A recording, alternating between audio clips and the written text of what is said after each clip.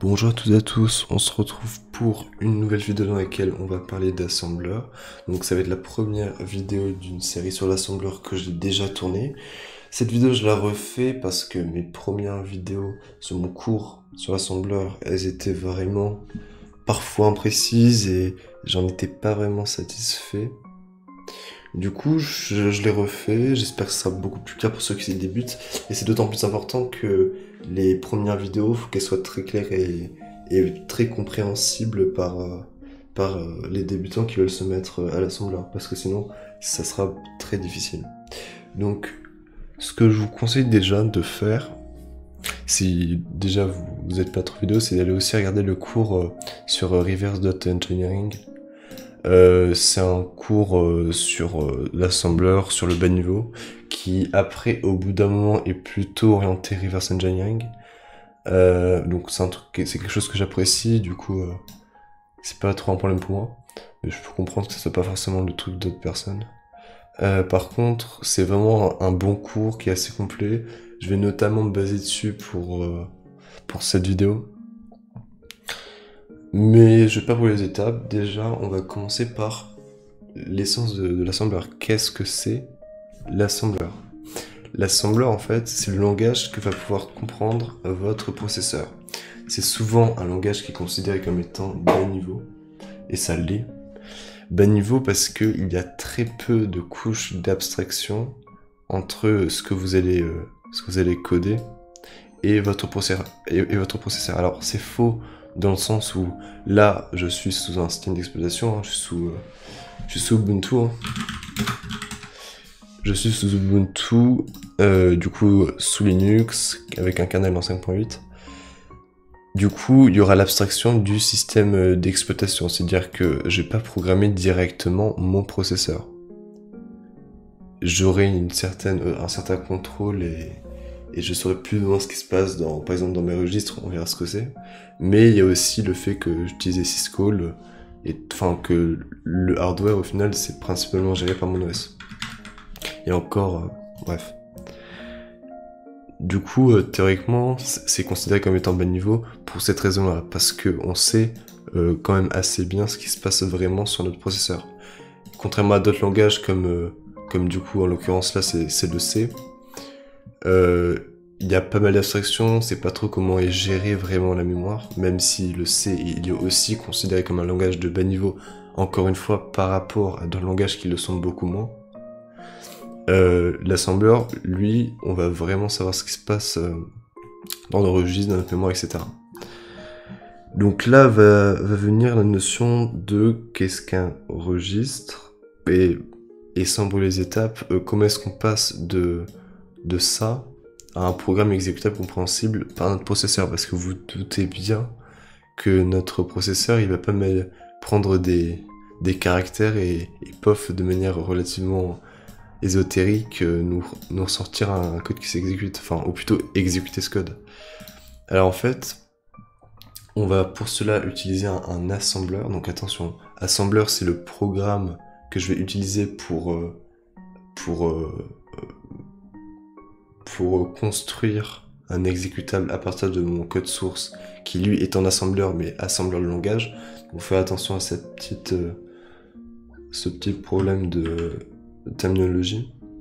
Donc on va utiliser l'assembleur NASM, ou NASM. Donc là, en l'occurrence, pour l'utiliser, il faut qu'on indique un format avec l'option -F pour format. Comme format, on va demander un ELF64. Donc ELF, c'est le format d'exécutable sous Linux, et 64, c'est pour du 64 bits, parce que on va principalement faire de l'assembleur 64 bits. Donc là, mon fichier source, c'est comme vous l'avez vu, main.asm. Et on veut créer un fichier objet, main.o. Et après, si ça se passe bien, on va faire un LD dessus. Donc LD c'est quoi LD? C'est un linker dynamique. C'est-à-dire que à partir de votre fichier objet... Moi d'ailleurs, on peut faire ça. On peut enlever le LD et voir à quoi ça ressemble au bout. Juste avec notre point.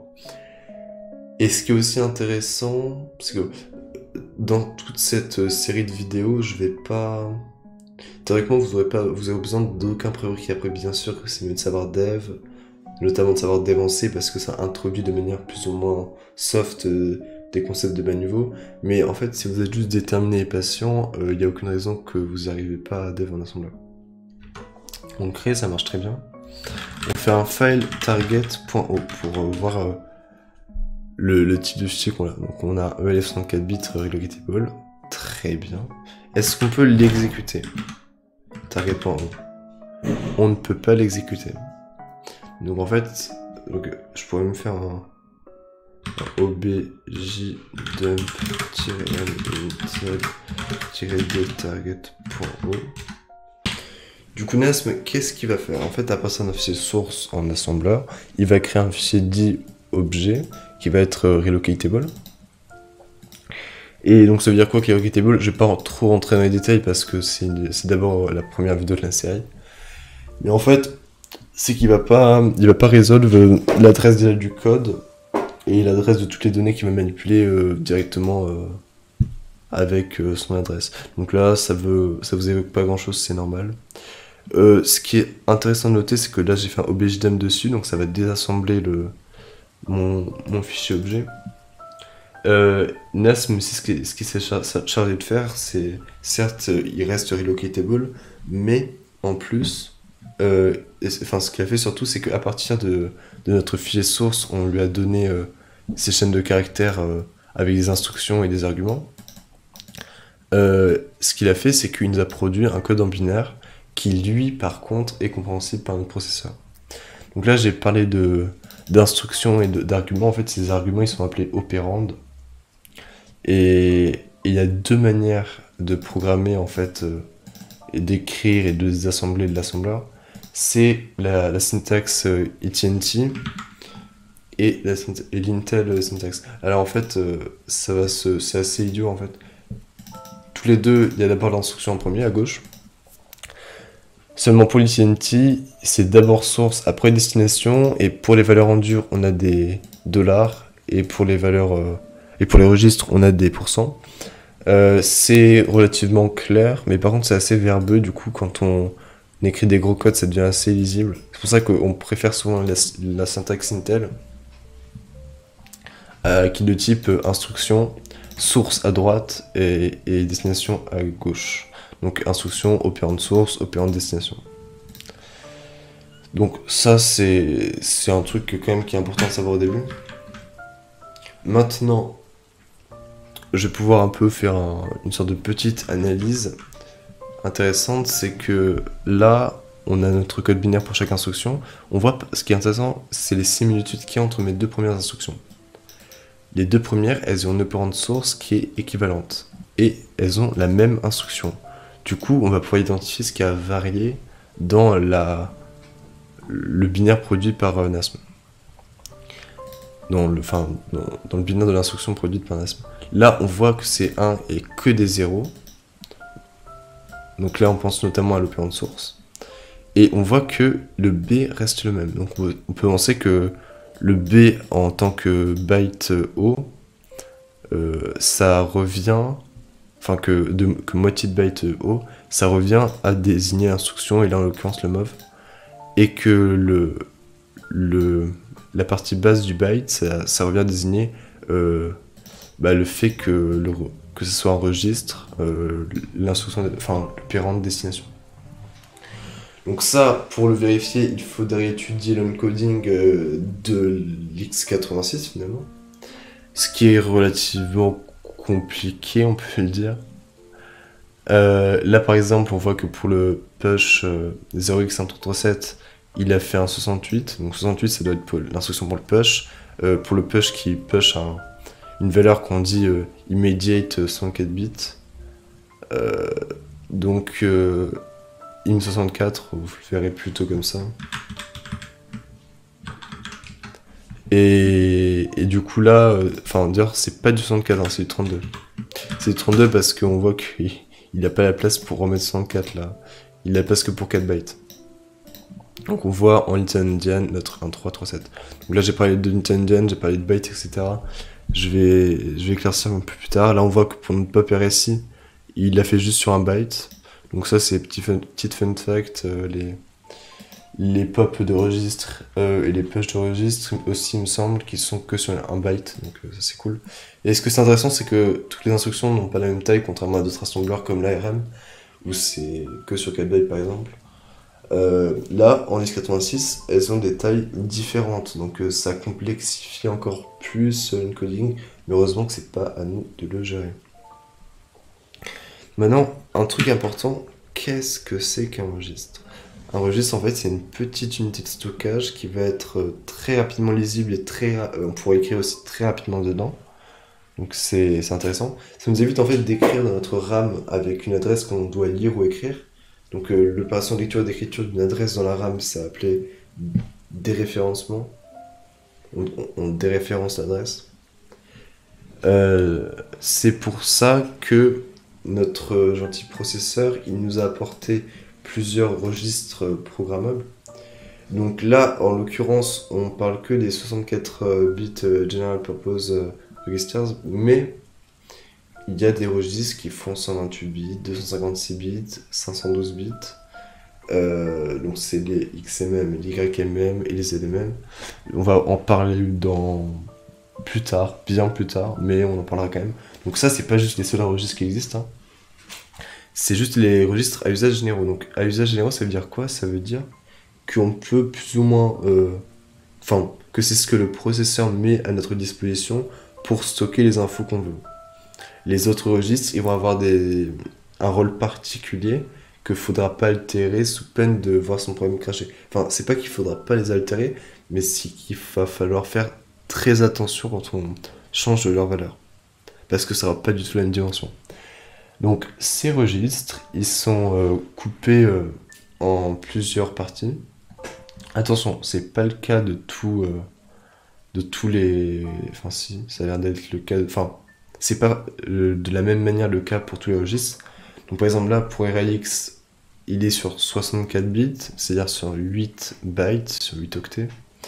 Si vous êtes mal à l'aise avec ces notions de bits et de bytes, ça par contre c'est compliqué, donc je vous conseille d'aller check un cours sur ça parce que c'est indispensable quand on fait de l'assemblage. Mais sinon, c'est à peu près le seul prérequis à avoir.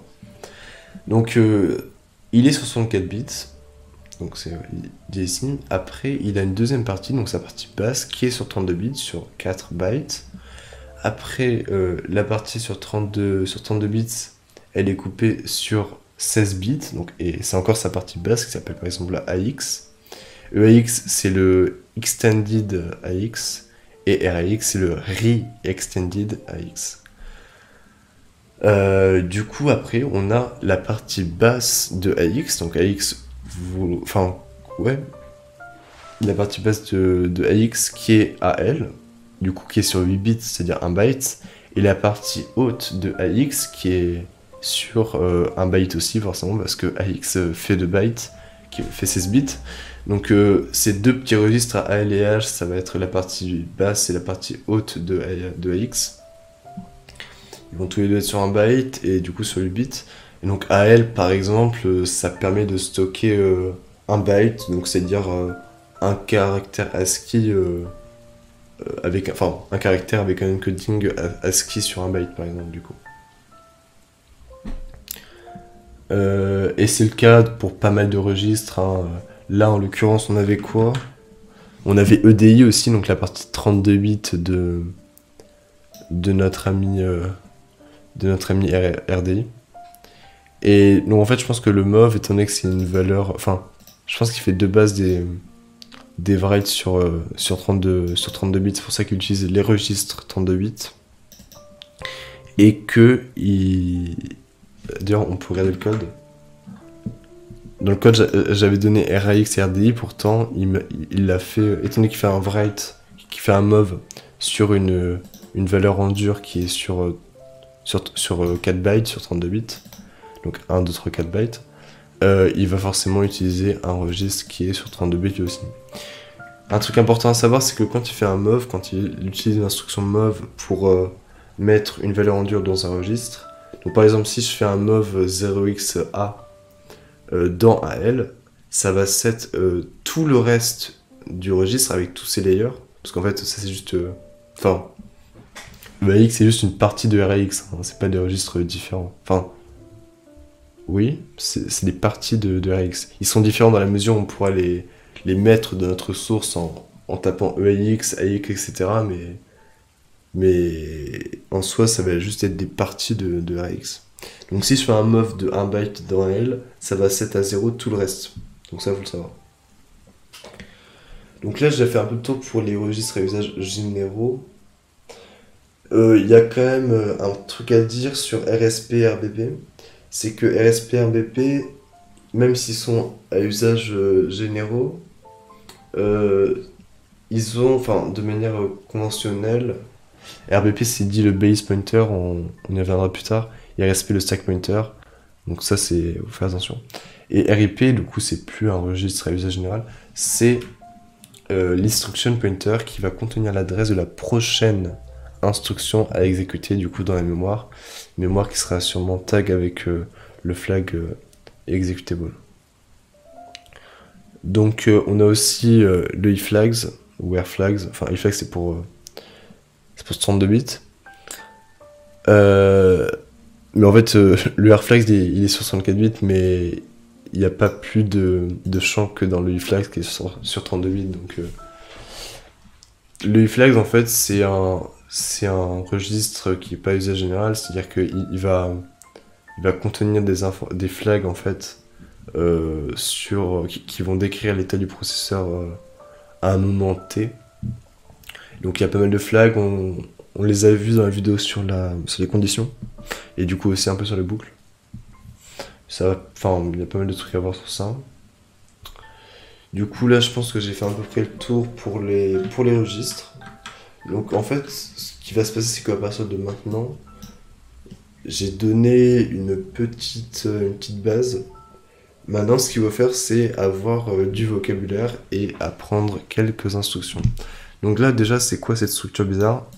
On met bit 64 pour indiquer que ça va être du 64 bits. Section .text parce que ça va être la section où va se trouver le code exécutable. Global start, c'est qu'on lui dit à notre linker, du coup, dynamique, que ça va être à partir de là que va commencer l'exécution. Donc ça va être notre EP entry point. Du coup, on se retrouve avec notre push. Donc il va push une valeur sur la stack. La stack, c'est quoi? C'est une memory area, donc c'est une zone mémoire qui est allouée pour notre programme dans le but de stocker des données dans une structure qui est en fait une pile. Donc étant donné que c'est une notion très importante qui est tout le développement en assembleur tourne autour de ça. Du coup, ce que je vais faire, c'est que je vais exécuter notre programme main dans un debugger. Enfin, main, c'est le target qu'on avait. Donc, si vous voulez, je peux le réassembler pour être sûr.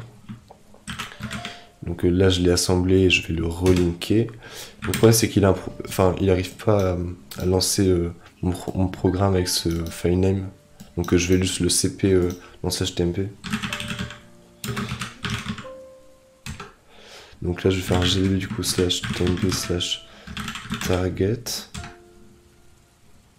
Et ce que j'ai juste à faire, c'est faire un start pour break à le tree point du binaire. Donc là je vais pas du tout rentrer dans les détails parce que c'est un peu du reverse déjà et que j'ai déjà fait pas mal de vidéos sur ça sur ma chaîne.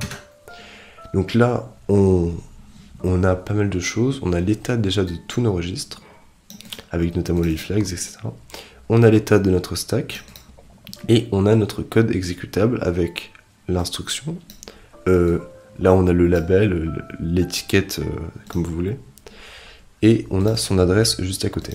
Donc déjà, il y a un truc intéressant, comme je vous l'avais dit, RIP, il pointe vers la prochaine instruction à exécuter. En l'occurrence, c'est notre L1 0x400 c'est cette instruction. Donc ça veut dire que là, actuellement, cette instruction n'a pas été exécutée. Elle s'apprête à être exécutée.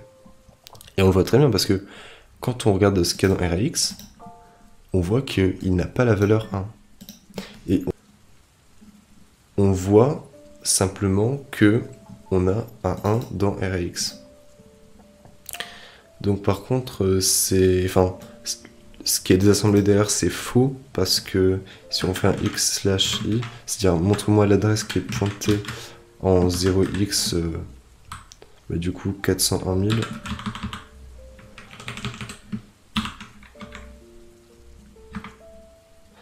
Ouais, c'est ça, il me semble. Ouais. On voit bien que c'est un mauvais EX. Hein.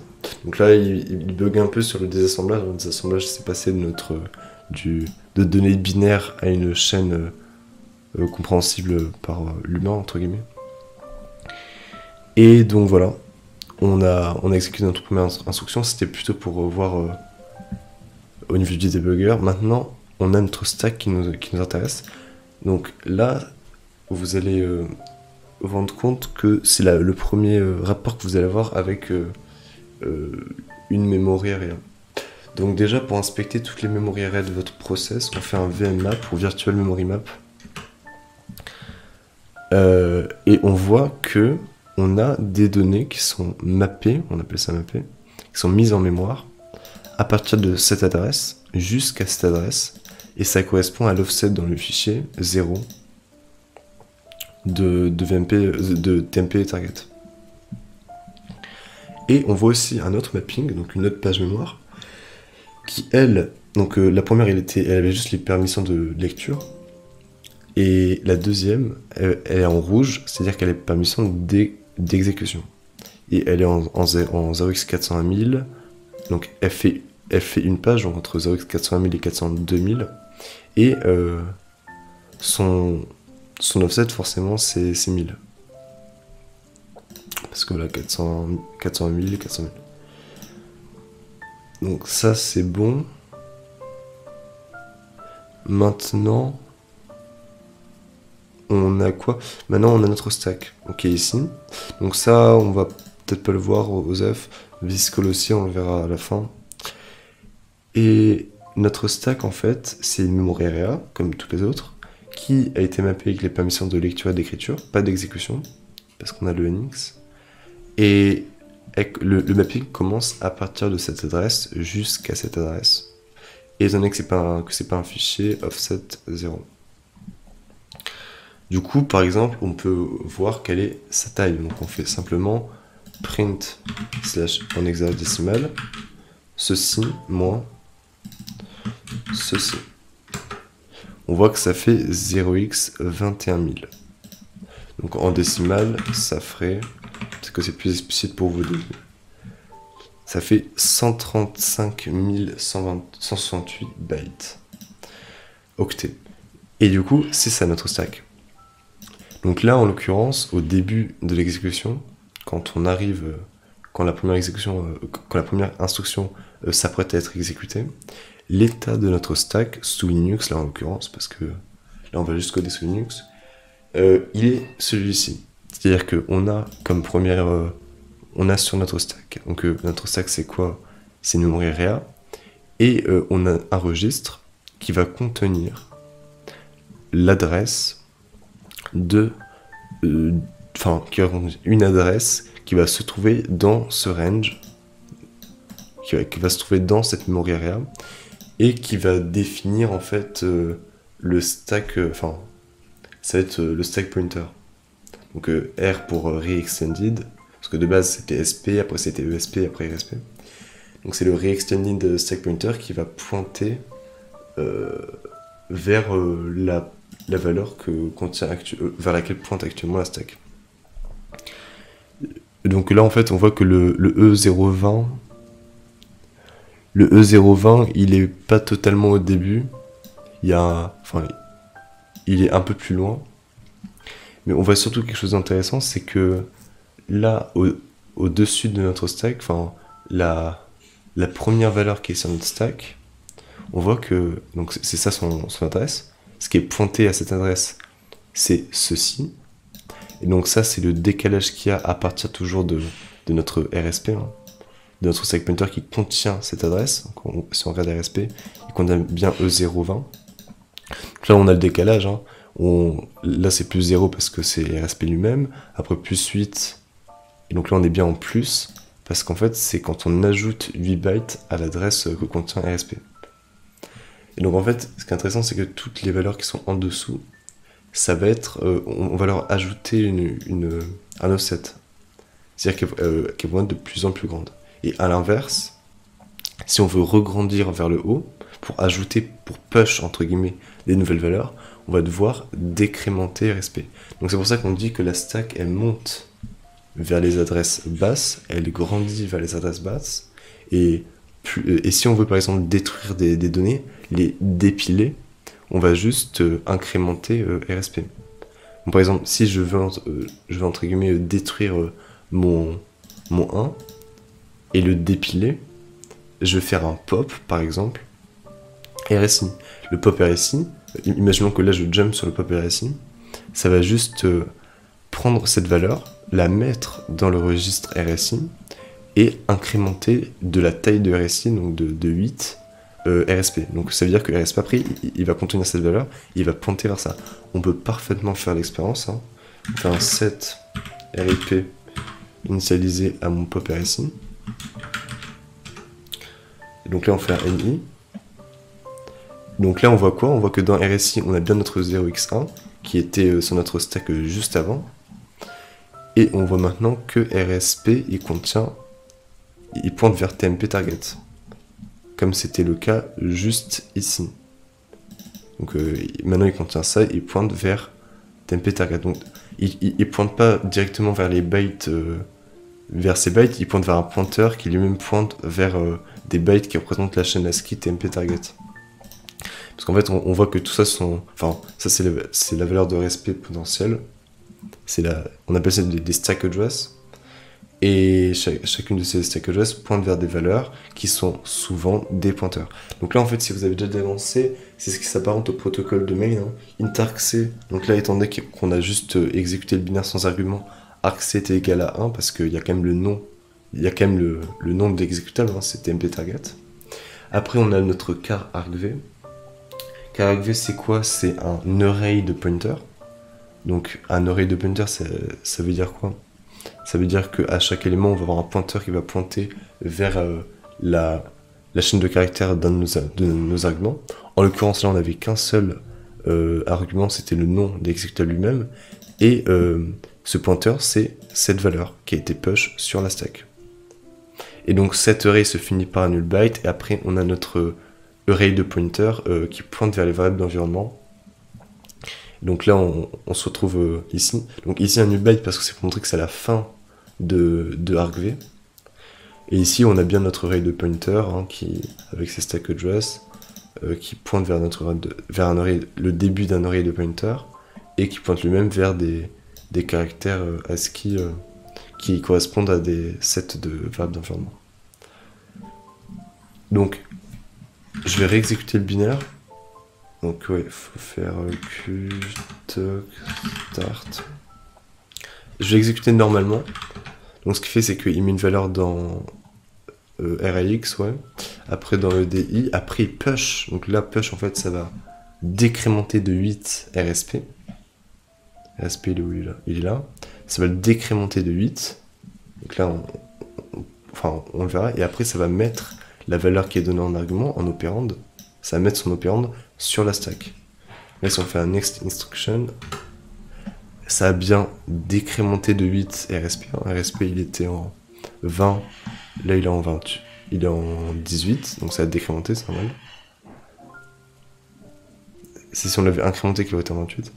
Et ça pointe bien sûr vers la valeur 0x1337.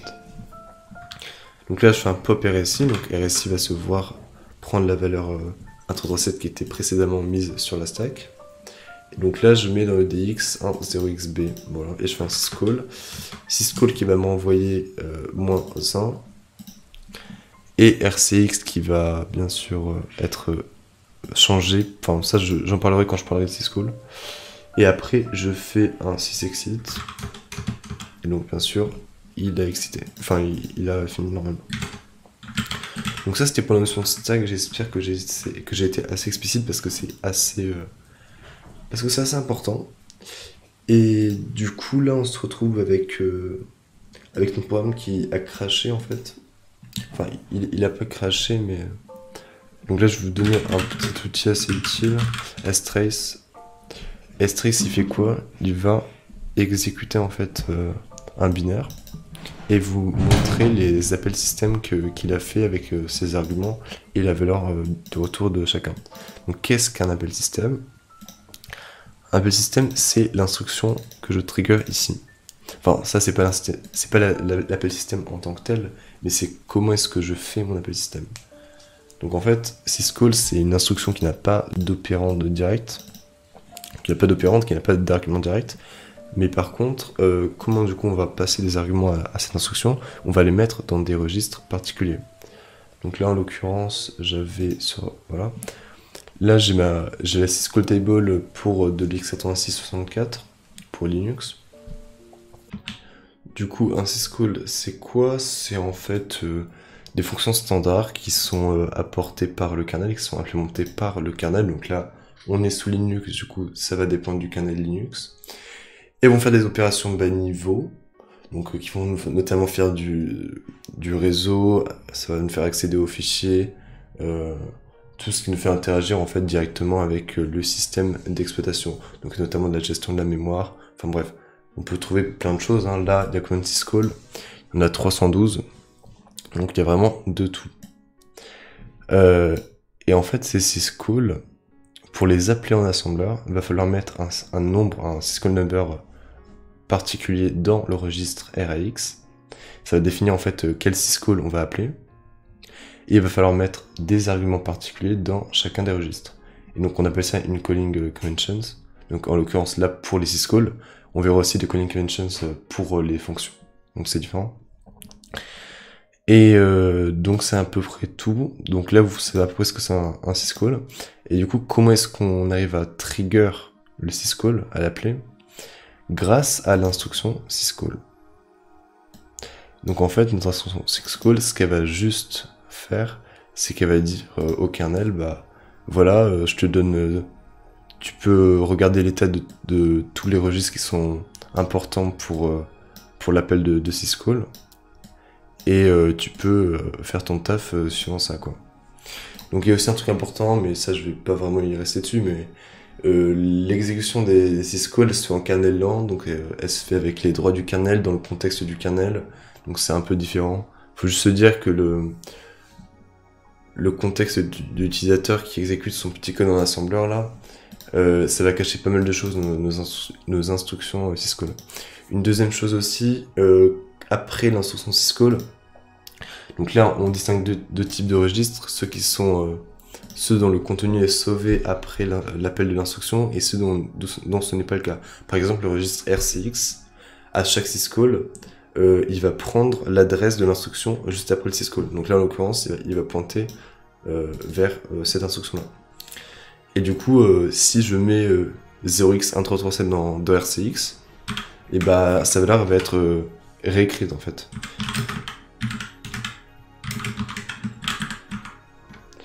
Voilà. Donc maintenant on va un peu voir ce que fait notre programme. J'ai un peu changé depuis la dernière fois. Là on fait un mauvais RxN, donc on indique le syscall number. Je peux même le mettre syscall number. Ici on va indiquer le premier argument, comme on peut le voir juste ici. RDI c'est bien le premier argument.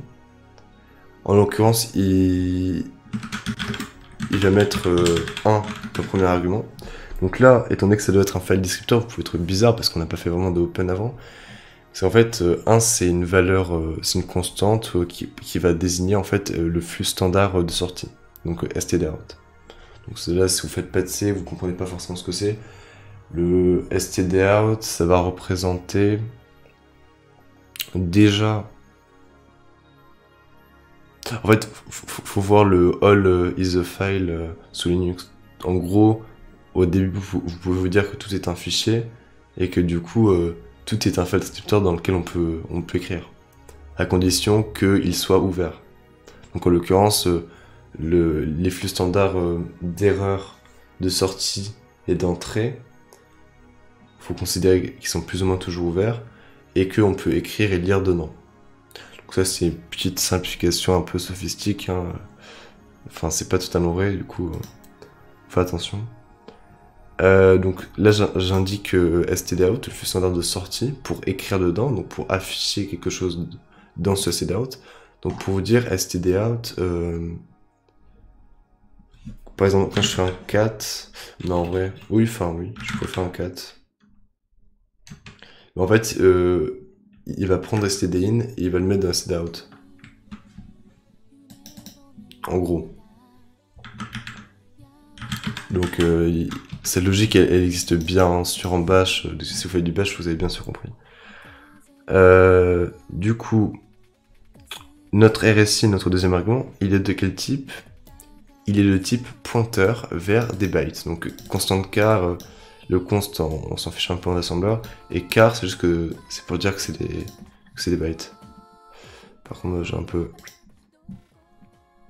Du coup, voilà. Et après, on a le scient. Le scient, ça va être quoi? Ça va être le nombre de bytes qu'on veut afficher à partir de notre pointeur. Donc voilà, à partir du pointeur, on veut afficher un nombre n de bytes. Donc ça va être mis dans RDX. Donc là, qu'est-ce qu'on va indiquer comme buffer? Déjà, on va utiliser l'instruction Léa. On pourrait bien sûr faire autrement. Mais je trouvais que c'était intéressant de l'utiliser simplement parce que ça va... Déjà, on va voir comment déréférencer un pointeur. Et en plus, on va voir comment on utilise Léa. Donc Léa, ça veut dire load effective address. Ça veut dire en fait, tu vas me mettre l'adresse de l'opérande, de l'opérande source dans l'opérande destination. Et en fait, donc là vous allez me dire, mais oui, mais ça correspond à quoi l'adresse de ça? En tant que tel, là on a juste un registre qui contient une valeur, qui se voit ajouter une autre valeur, et là, les crochets, ça correspond à l'opération de déréférencement, donc de lecture ou d'écriture. Et donc ça, en gros, ça peut dire ce qui est pointé à ceci. Et donc en fait, le Léa et les crochets vont s'annuler. Et au final, dans RSI, on va juste se retrouver avec un RSP plus 8.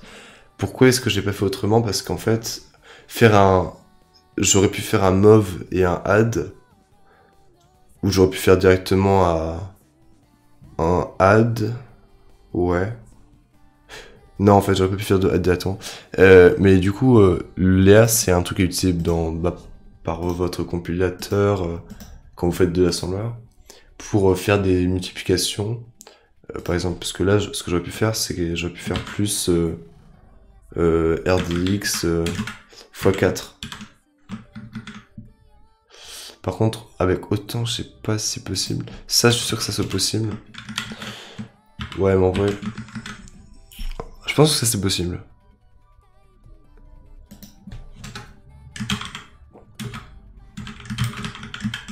Là, je mets index à 0 pour pas que ça me fasse des carbistouilles, mais...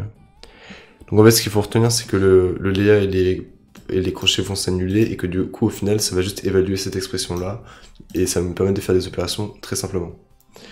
Et du coup, au final, ça correspond à quoi RSP plus 8? Donc ça, j'ai juste fait un truc de merde pour test. Hein. Là, je l'ai mis à 0. Hein. Ça correspond à RDX à 0 parce que l'opération XOR, en fait, c'est un O exclusif. Hein. Si vous connaissez pas, je vous conseille de regarder les cours. Ça va juste, quand on XOR une valeur sur elle-même, ça va être égal à 0. Donc en l'occurrence, là, ça va XOR RDX avec la valeur de RDX, et ça va la mettre dans RDX. Donc en l'occurrence, ça va mettre RDX à 0. Et du coup, ce qui nous intéresse, c'est le RSP plus 8. Pourquoi est-ce que j'ai ajouté 8 RSP? Parce que comme je vous l'ai dit pour la stack, ça c'est le prototype de main quand on arrive au début du binaire. Là en l'occurrence, j'ai pas changé la stack, donc on a toujours le prototype de main sur notre stack. Et quand ce qui est pointé par RSP, en fait, c'est simplement argc, le nombre d'arguments. Et directement, ce qui est pointé par RSP plus 8, donc plus la taille d'un pointeur, parce que argv, c'est un array de pointers.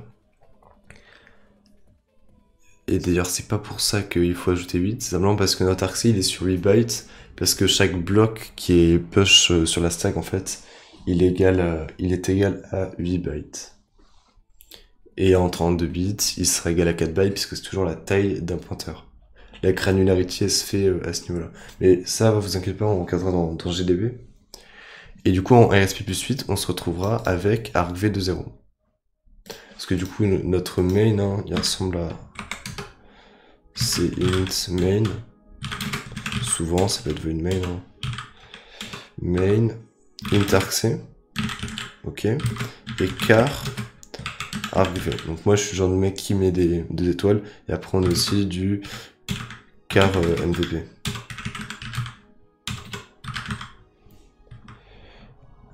Et du coup, avec ça, on a notre int argc qui est en fait, étant donné que, enfin, qui sur la stack va prendre 8 bytes, et juste après, on a un array de pointeurs vers chacun de nos arguments. Donc, très bien, un array de pointeurs d'ailleurs qui se finit par un null byte, hein, comme on l'a vu d'ailleurs aussi. Et du coup, ce qui va se trouver en RSP plus 8, c'est l'adresse enfin la stack address à laquelle va se trouver un pointeur vers mon premier argument. Donc c'est à dire que quand j'ai exécuté ces instructions dans RSI, j'ai ma stack address vers laquelle pointe qui pointe vers un pointeur qui lui pointe vers des chaînes de caractères. Donc là c'est pas très compliqué hein, mais... Et quand on déréférence ce pointeur, on se retrouve simplement avec notre pointeur vers notre chaîne de caractères, parce qu'on a juste déréférencé notre stack address pour la lire. Et donc là, ce que j'aurais pu faire par exemple, pour être plus explicite, j'aurais pu mettre keyword pour les 4 fois 2 bytes. Hein, donc, parce que un word c'est 2 bytes, donc 4 fois 2 ça fait 8. 10 word c'est pour du 32 bits, hein, c'est pour du 4 octets. 10 words, ça fait 4 bytes. Et en fait, ça, c'est un moyen explicite de dire qu'on veut les 8 octets qui sont pointés par RSI. Mais en fait, le mov, il va automatiquement prendre des... Quand il va déréférencer un pointeur, il va regarder la taille de l'opérand de destination, et il va déréférencer notre source de la même, enfin, avec la même taille en fait. Du coup, étant donné que le RSI est sur 64 bits, il va prendre les 8 bytes qui sont pointés à partir de RSI. Si ça avait été du EAX, ça aurait été les 4 bytes, par exemple. Dans l'occurrence là, on veut juste du RSI. On veut mettre 8 dans RDX parce qu'on peut imaginer que notre file name va être de 8 bytes. Donc là, il y a notre move RCX qui sert à rien. Et après, on met 60 dans RX parce que c'est le syscall number de exit. Donc c'est 0x3c. 3c, c'est ici. Et qui prend juste en argument de RDI un code d'erreur. Donc en l'occurrence, on va mettre 0. Donc là, on refait notre XOR. J'ai déjà expliqué. Du coup, on va test. Donc là, ce qu'on fait, c'est qu'on va assembler notre fichier, on va le linker, et on va le copier dans /tmp. Donc, on fait un /tmp, du coup, /target, pour l'exécuter. Et on voit qu'il nous print les 1, 2, 3, 4, 5, 6, 7, 8. Il nous print les 8 premiers bytes. Donc, pour print ça en entier, on a combien? On a 1, 2, on a 8, 9, 10, 11. On a 11 bytes. Donc on peut adapter. Hein. Donc ça c'est c'est pas super clean. Ce qu'on aurait fait un strlen sinon, mais ça, j'ai pas envie de vous prendre la tête pour la première vidéo. On fait notre CP et on réexécute. Donc là il nous print bien notre file name en entier. Donc là, on va faire notre GDB. Hein. Petit start. Là, les meufs, on les a déjà vus. Là, on voit notre Léa. Donc, il va bien prendre la valeur de RSP hein, qui est là. Plus RDX x 4. RDX égale à 0 parce qu'on l'a XOR juste avant. Plus 8. Donc, en fait, au final, tout ça, avec le Léa et les crochets qui s'annulent, ça va juste mettre dans RSI, RSP plus 8. Donc RSP c'est ça, on retient. Et RSI, on voit bien que c'est ça. Donc il a bien fait une addition de 8. Et on voit bien que maintenant RSI contient la stack address qui pointe vers un pointeur vers la chaîne de caractères /HTML/target. Et donc on voit aussi que ceci, c'est argv en tant que symbole, c'est-à-dire c'est juste l'adresse du début d'un array de pointer. Et ça, c'est sa première valeur. Ça, c'est argv... Enfin, du coup, c'est ça argv de 0, mais... Non, en fait, c'est ça argv de 0. Ce qui est pointé à argv plus 0. Donc argv c'est ça, plus 0 c'est ça, et ce qui est pointé c'est ceci. Donc argv de 0 c'est bien le premier pointer. C'est pas une chaîne de caractères. Là on fait notre deuxième déréférencement, donc là je vous avais expliqué hein, le fait que le mov il prenne compte, il prenne le nombre de bytes qui est pointé par notre opérand source par rapport à la tête de l'opérand de destination. Après on met le nombre de bytes qu'on veut prendre dans EDX, on a 0xb, ça fait 11. On met une valeur dans RCX, pof, donc là on a bien notre valeur dans RCX. On fait un NI, notre valeur de RCX a été réécrite par l'adresse de l'instruction juste après le syscall. Et on voit que notre RAX, étant donné que write, sauf un mal write. Ah mais ça c'est pas long. En fait, write, ça va retenir le nombre de bytes qui ont été écrits. Donc là, ça c'est bien écrit. Les 11 bytes ont bien été écrits. On voit bien l'output juste ici. Et donc là, on va faire un sysexit avec RDI à 0. Et quand on fait d'ailleurs notre exécution, et qu'on fait un echo %, enfin, point d'interrogation, ça nous print la valeur de retour du dernier programme qui s'est exécuté. Donc en l'occurrence, c'est echo. Si on réexécute, on voit bien que c'est 0. Donc là, pour test que ce soit bien ça, on peut faire un mov RD42. Mov RD42. On fait du coup notre CTRL R, NASM, LD, CP aussi. Et quand on réexécute, et qu'on reprenne la valeur de retour, on a bien 42. Donc je pense que c'est tout pour cette vidéo, on a vu pas mal de choses. Je comprends que vous puissiez pas forcément la regarder en entrée, du coup, bah voilà, vous pouvez la cut en plusieurs parties, y a pas de problème. Je pense que je laisserai les vidéos d'assembleur que j'ai déjà tournées, qui sont postérieures aux deux premières. Et du coup, bah salut, on se retrouve pour une prochaine vidéo de Pono de RE, je sais pas trop.